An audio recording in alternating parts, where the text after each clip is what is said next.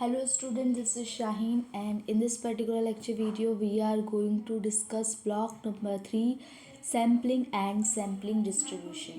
ये जो सब्जेक्ट रहने वाला है दैट इज़ MCO 2 और क्वांटिटेटिव एनालिसिस वाला जो टॉपिक है ये करवाने वाली हूँ मैं इसमें। सैम्पलिंग और सैम्पलिंग डिस्ट्रीब्यूशन की अगर मैं बात करूँ तो देखते हैं इस चैप्टर के अंदर हमने क्या पढ़ना है। Unit 9 is sampling method. Sampling method में क्या सैम्पलिंग होती है, सैम्पलिंग क्यों ज़रूरी है, कितने टाइप्स की सैम्पलिंग होती है और प्रोबेबिलिटी सैम्पलिंग क्या होती है, नॉन प्रोबेबिलिटी सैम्पलिंग क्या होती है, इन सब के बारे में डिस्कस करेंगे। सैम्पल साइज़ इम्पॉर्टेंट है, सैम्पल साइज़ समरी, ठीक है। ये सब हम लोग डिटेल में डिस्कस करने वाले हैं इसके अंदर। नाउ अगर मैं इंट्रोडक्शन की बात करूं तो सैम्पल का मतलब क्या होता है, जब प्रॉपर पॉपुलेशन गिवन होती है। जैसे कि मान लो एक ऑर्गेनाइजेशन में 3000 एम्प्लॉयज़ काम कर रहे हैं, उसमें से 20 एम्प्लॉयज़ को जब मैं सेलेक्ट करूँगी तो आप बोल सकते हो कि it's a type of sample. जब पूरी पॉपुलेशन को कुछ लोगों के बेसिस पे क्लासिफाई किया जाता है तो वो सैंपल कहलाता है और इस पूरी प्रोसेस को सैम्पलिंग कहते हैं, ठीक है। तो बेसिकली सैम्पलिंग आप डेली लाइफ में भी देखते हो। ग्रोसरीज शॉप पे जाते हो आप, ग्रेन्स कुछ दाने ग्रेन्स के उठाते हो और देखते हो हाँ ये तो अच्छी क्वालिटी है, ये पुअर क्वालिटी है, ये सब आप देखते हो ना। तो ये किसके हेल्प से होता है, ये सैम्पलिंग के हेल्प से होता है। जब आप वेरियस डेटा सेट को कलेक्ट करके और उसके बेसिस पे आप पूरी पॉपुलेशन को जज करते हो। अब कुछ कॉन्सेप्ट्स की बात करूं तो बेसिक कॉन्सेप्ट्स की बात करूं तो इसमें जो सबसे पहला पॉइंट आता है दैट इज़ पैरामीटर, ठीक है। कोई भी खूबी एक पॉपुलेशन के बारे में पैरामीटर कहलाता है। जैसे कि मान लो अगर आप राइस की बात कर रहे हो तो राइस की क्या क्वालिटी है, तो वो हो गया उसका पैरामीटर। सैम्पलिंग के अंदर आप क्या करते हो, पूरी पॉपुलेशन के अंदर से एक हिस्सा को चुनते हो और ये कोशिश की जाती है कि जिस हिस्से को आप सेलेक्ट करो उसमें वो सारी खूबियाँ हो पॉपुलेशन की। और अगर एनी कैरेक्टरिस्टिक्स ऑफ सैम्पल, कोई भी कैरेक्टरिस्टिक सैम्पल की कोई भी कैरेक्टरिस्टिक स्टैटिस्टिक्स कहलाती है। For example the mean life of sample of 15 tubes in situation 4 above is sample statistics. अगर आप 15 ट्यूब की सिचुएशन को जब आप पढ़ोगे, देखा आपने एक एग्जाम्पल पढ़ा होगा, उसके बेसिस पे बोल रखा है कि वो सैम्पल स्टैटिस्टिक्स है, okay. Now the next one is ये ग्रीक और पॉपुलेशन जो पैरामीटर होता है इसको आप ग्रीक वर्ड के बेसिस पे, ग्रीक और कैपिटल लेटर के बेसिस पे जज करते हो, जिसको आप डिनोट करते हो P. Population proportion is usually denoted by P and the sample proportion is by P. अब देखो पॉपुलेशन हो गया पूरा होल डेटा सेट और सैंपल हो गया जब आप उसमें से कुछ आइटम डेटा के सेलेक्ट कर रहे हो। तो जो पॉपुलेशन है उसके अंदर पैरामीटर आता है पॉपुलेशन की खूबी बताने वाला, और जो सैंपल की कैरेक्टरिस्टिक्स को बताता है दैट इज स्टैटिस्टिक्स। पॉपुलेशन के साइज़ को हम कैपिटल एन से डिनोट करते हैं, सैंपल के साइज़ को स्मॉल एन से, कैपिटल के मीन को म्यू से, सैंपल मीन को एक्स बार से। पॉपुलेशन स्टैंडर्ड डेविएशन को आप देख सकते हो ऐसे, और सैंपल स्टैंडर्ड डेविएशन को एस के थ्रू। पॉपुलेशन प्रोपोर्शन को कैपिटल पी और सैंपल प्रोपोर्शन को स्मॉल पी। नाउ सैम्पलिंग एक प्रोसेस नहीं है, is not the only process, केवल प्रोसेस नहीं है available for making inference about a population, लेकिन ये एक प्रैक्टिकल है, छोटा सा प्रैक्टिकल है जो कि पूरी इंटायर पॉपुलेशन को कवर करके रखता है। अच्छा, अब आपको पता है जब आप पूरी पॉपुलेशन प्रॉपर पॉपुलेशन से 1 बाय 1 डेटा को कलेक्ट करते हो तो ये क्या कहलाता है, आपका सेंसस कहलाता है, और कंप्लीट इनोमरेशन ऑफ द डेटा। अब सैम्पलिंग क्यों सैम्पलिंग ही, देखो एक तो जो इम्पॉर्टेंट चीज़ है कि अगर आप मान लो 3000 एम्प्लॉय एक ऑर्गेनाइजेशन में काम कर रहे हैं तो 3000 एम्प्लॉय को अगर आप सेलेक्ट करने बैठोगे, उनसे डेटा कलेक्ट करने बैठोगे तो ये टाइम ज़्यादा लगाएगा, ये पैसा ज़्यादा लगाएगा, ठीक है, कॉस्ट ज़्यादा लगेगी, टाइम ज़्यादा लगेगा और आपको डिले हो सकता है। आपकी जो इम्पोर्टेंट कोई भी आप डिसीज़न लेने वाले हो उसमें डिले हो सकता है। तो ये वाला इसी वजह से आप सैंपल को सेलेक्ट करते हो, छोटे से हिस्से को, ताकि वहाँ टाइम भी कम लगे और पैसा भी कम लगे। ना physical impossibility of complete enumeration, अगर आप प्रॉपर इन्यूमरेशन कर रहे हो तो उसकी क्या कुछ कमियां हो सकती हैं, इम्पॉसिबिलिटीज़ हो सकती हैं, उनको आप क्या कर सकते हो, कुछ सिचुएशन में ये देखा गया है, इसकी स्टडी को डिस्ट्रॉय कर दिया गया, ठीक है। और in such cases a complete enumeration is impossible, कभी कभी इतनी बड़ी पॉपुलेशन होती है कि आप कर ही नहीं सकते। मान लो 3000 पॉपुलेशन को भी आप कर सकते हो, मान लो 3 करोड़ पॉपुलेशन को, 125 करोड़ पॉपुलेशन को, क्या आप इंटायर पॉपुलेशन को 1 बाय 1 कवर कर सकते हो? तो नहीं। तो कंप्लीट इन्यूमरेशन जहाँ पे मुश्किल हो जाता है वहाँ भी सैम्पलिंग काम में आती है। प्रैक्टिकल इनफिजिबिलिटी, आप प्रैक्टिकली उसको अप्लाई नहीं कर सकते, एक जगह से दूसरी जगह जा रहे हो। जैसे कि some others would have stopped consuming talcum powder just before the period of study, whereas some others would have been users of talcum powder during the period of study के टाइम पे कुछ लोग यूज़ कर रहे थे, कुछ लोग use नहीं कर रहे थे। तो डेटा केवल उन लोगों का कलेक्ट होगा जो एक्चुअल में यूज़ कर रहे थे। आप भरोसा, enough reliability of inference based on sampling, आप सैम्पलिंग के ऊपर भरोसा कर सकते हो क्योंकि यहाँ पे एरर के चांसेस कम हो जाते हैं, क्योंकि जो इंटायर पॉपुलेशन होती है उसको आप सैम्पलिंग के बेसिस पे ही जज कर सकते हो। क्वालिटी ऑफ डेटा कलेक्टेड, कैसी खूबी, क्वालिटी क्या है, डेटा जो कलेक्ट करते हैं उसकी अच्छी खासी क्वालिटी होती है, क्योंकि ये इंटरव्यूइंग के टाइम पे बेटर रहती है, ट्रेनिंग बेटर होती है and supervision of enumerator.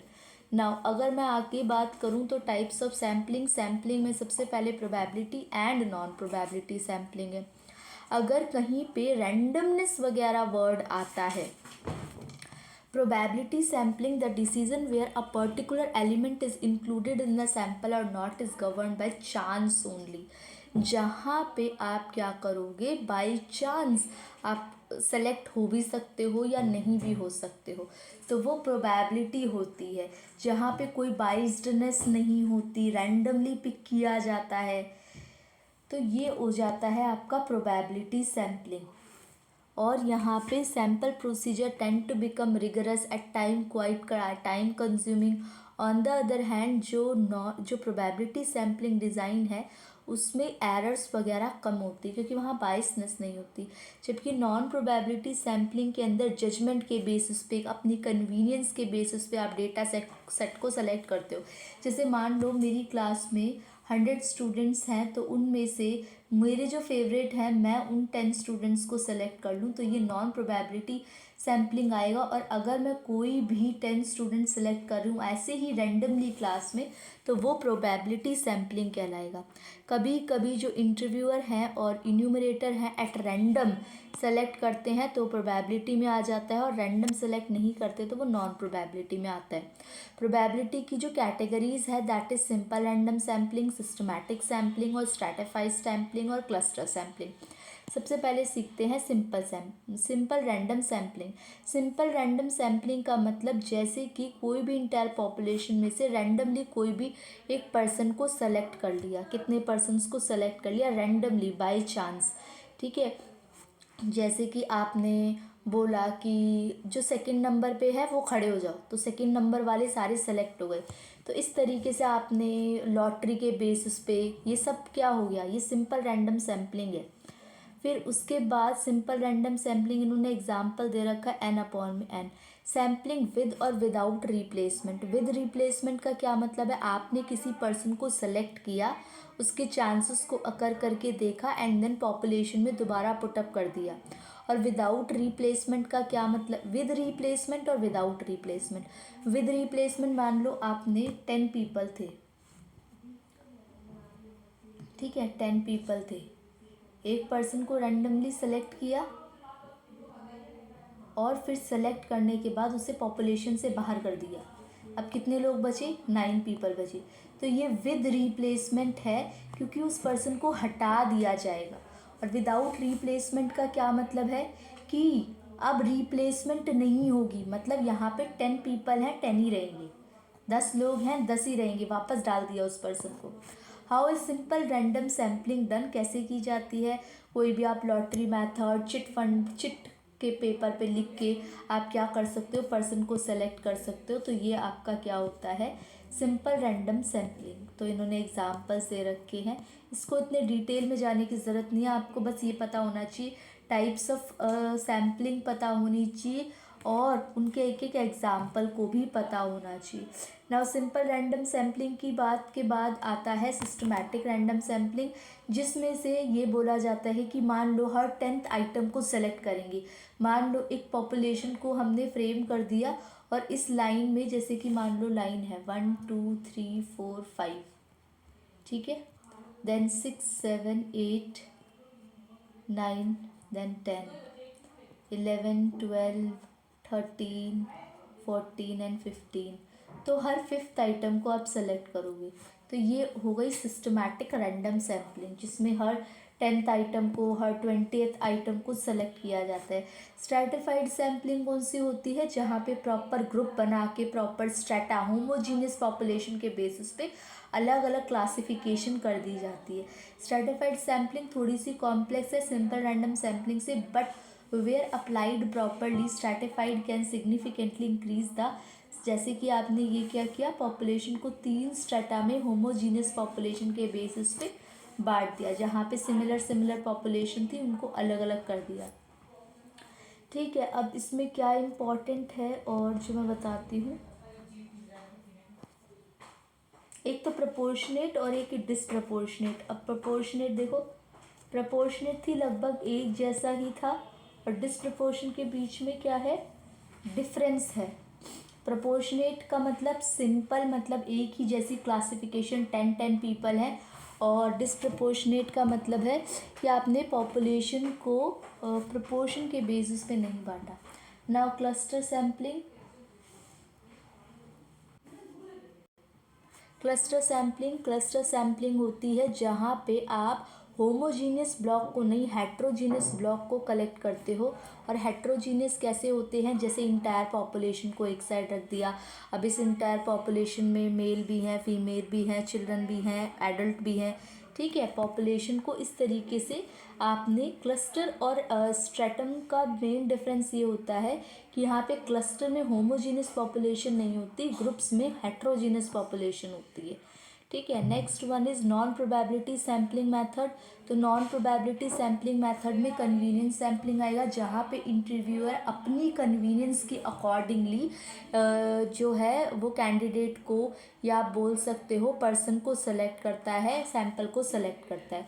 Purposive sampling अपनी पर्पस के अकॉर्डिंगली रिस्ट्रिक्शंस लगा सकता है, जहाँ पे रिस्ट्रिक्शंस पुटअप होती है कि अपने पर्पस के अकॉर्डिंगली आप पॉपुलेशन को सेलेक्ट करोगे। जजमेंट सैम्पलिंग कौन सी होती है? Expert are person who are believe to have information. जैसे मुझे पता है इस पर्सन को नॉलेज अच्छी खासी होगी, तो मेरा जजमेंट कह रहा है मैं इस सैम्पल को सेलेक्ट करूँगी।